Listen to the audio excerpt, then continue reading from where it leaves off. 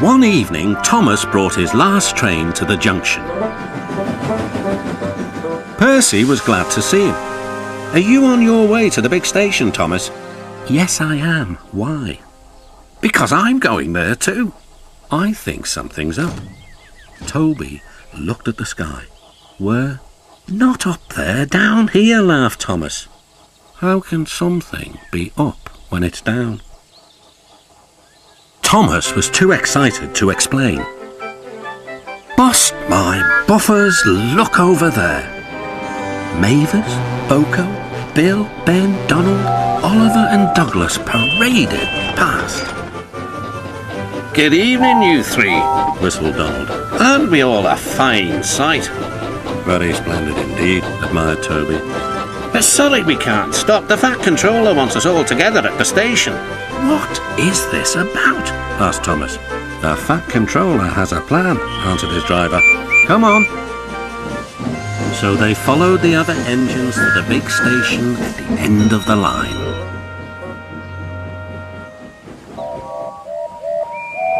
"Halt!"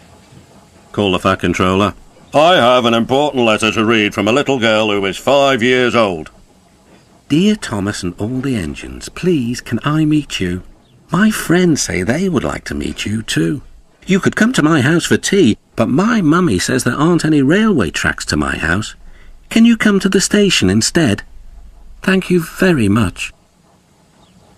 "It seems," continued the Fat Controller, "that there are many girls and boys who would like to meet you. Therefore, we are all going to the big city far away."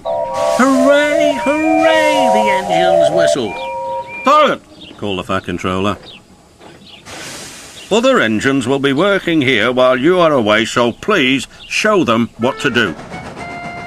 As Annie and Clarabelle were going to the big city too, Thomas and Oliver practiced with some other coaches.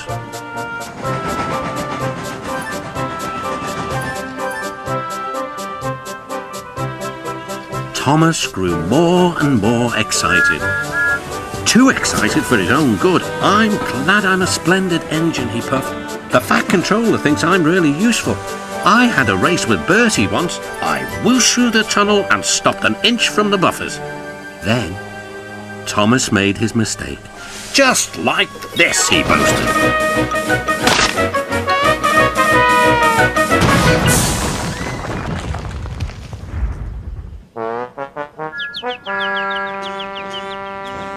No one was hurt, but Thomas's front was badly bent.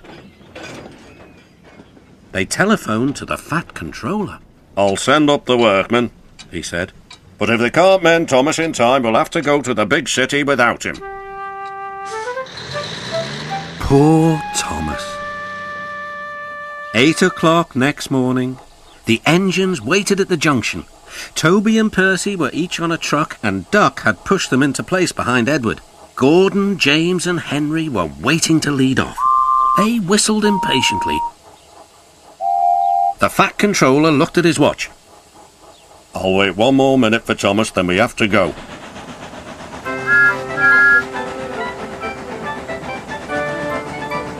"Oh, thank goodness you're still here," panted Thomas. "I hope we're not late, as it's just after 8. The guard blew his whistle and waved his flag. The engines cheered. "Look out, big city, here we come!" And the cavalcade puffed away.